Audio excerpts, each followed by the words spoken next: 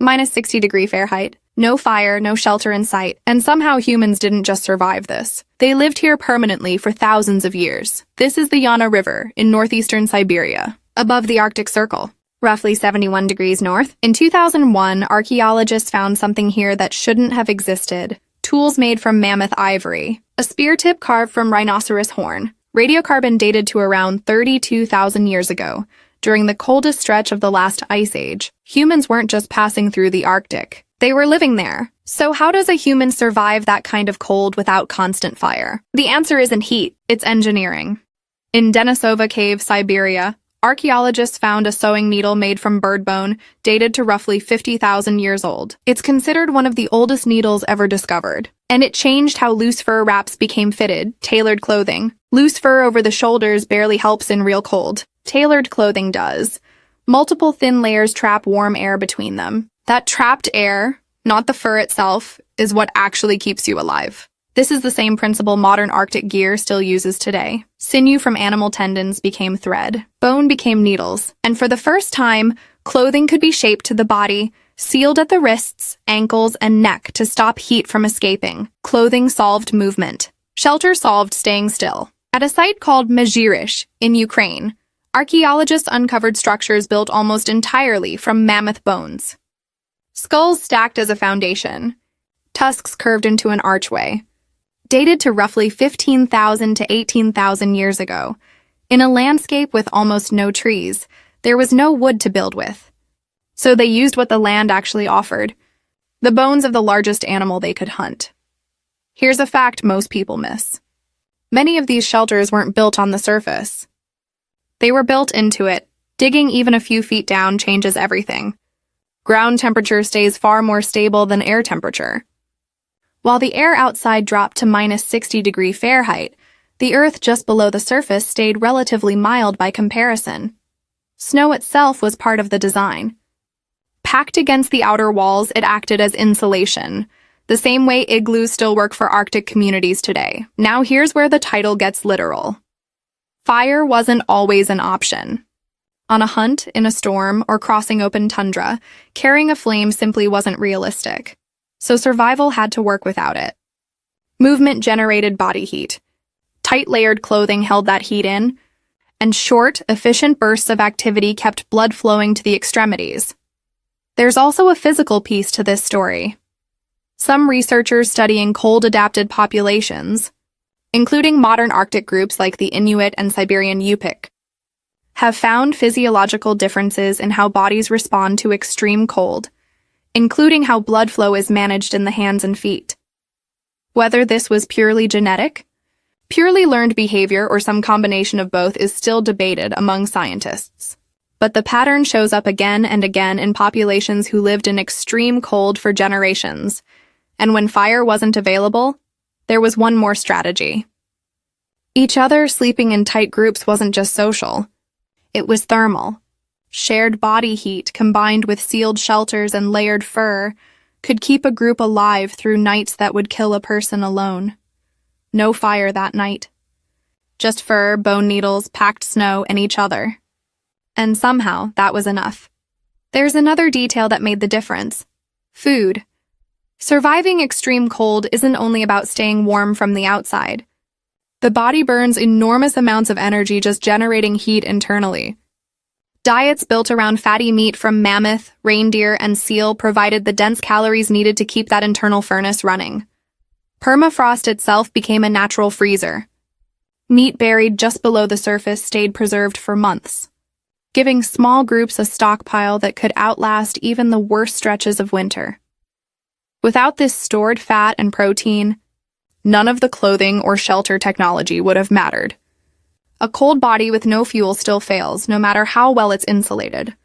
Movement itself was carefully managed too. Sweating in extreme cold is dangerous. Damp fur loses its insulating power almost instantly.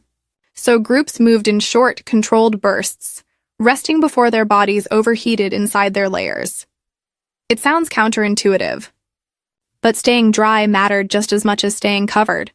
One mistake, one soaked layer of fur, and the same clothing built to save your life could start working against you.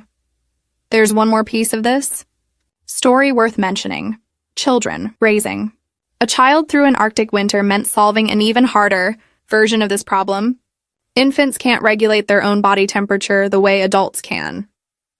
So they were kept wrapped against a parent's body almost constantly, sharing warmth directly, day and night, for the first months of life. This wasn't just tenderness. It was survival math. A separated infant in that environment had almost no chance. Closeness wasn't a comfort. It was the only viable strategy available, and these weren't isolated tricks used once and forgotten. The same core techniques, tailored clothing, semi-buried shelters, fat-rich diets, and shared body heat, appear again and again across thousands of years and thousands of miles of Arctic archaeology. From Siberia to the edges of Beringia, different groups, separated by vast distances and centuries, arrived at strikingly similar solutions. Not because they copied each other, but because the cold only allows so many answers. So how did ancient humans survive minus 60-degree Fahrenheit without fire? Tailored clothing sewn with 50,000-year-old bone needles. Shelters built from mammoth bone and dug into the insulating earth. Movement, body heat, and staying close when nothing else was possible. Long before insulated jackets or heated homes, humans had already solved this problem. Not with technology we'd recognize today, but with fur, bone, and an understanding of the cold. Sharp enough to survive one of the harshest environments on Earth. There's one more layer to this. That goes back even further than the Yana site. Neanderthals lived through multiple ice ages in Europe, long before modern humans arrived. Some researchers point to their body proportions as part of the answer. Shorter limbs and a stockier frame. A shape that loses less heat relative to body size. This isn't guesswork pulled from nowhere.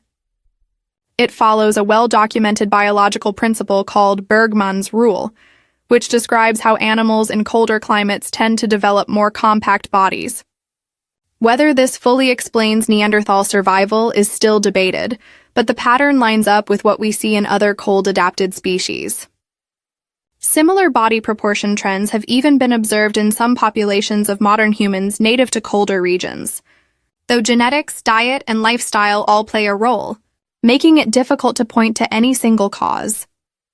Fur choice itself wasn't random either. Not every animal hide works the same way in extreme cold. Reindeer and caribou fur in particular stands out. Each hair is hollow, filled with air pockets that trap heat far more efficiently than solid fur from many other animals. This is likely why reindeer hide became such a consistent choice across multiple Arctic-adapted cultures, separated by thousands of years. It wasn't tradition alone. It was a material advantage, discovered independently again and again through trial and error. Footwear mattered just as much as everything else. Frostbite typically starts at the extremities: fingers, toes, ears, nose. Ancient cold-weather boots were often built in multiple layers, sometimes stuffed with dried grass or moss for extra insulation, a technique still used by some Arctic communities today. Wet feet in extreme cold can become life-threatening within hours. So boots were designed to be removable, dryable, and repairable. Not just worn until they wore out. None of this happened by accident, and none of it happened once. It took generations of trial, failure, and adjustment to arrive at a system that worked reliably enough to raise children, store food, and survive winters that modern people rarely experience directly. What looks like a simple story, humans versus the cold, is actually a long, layered record of problem-solving, passed down and refined across thousands of years, until it became second nature to the people who depended on it.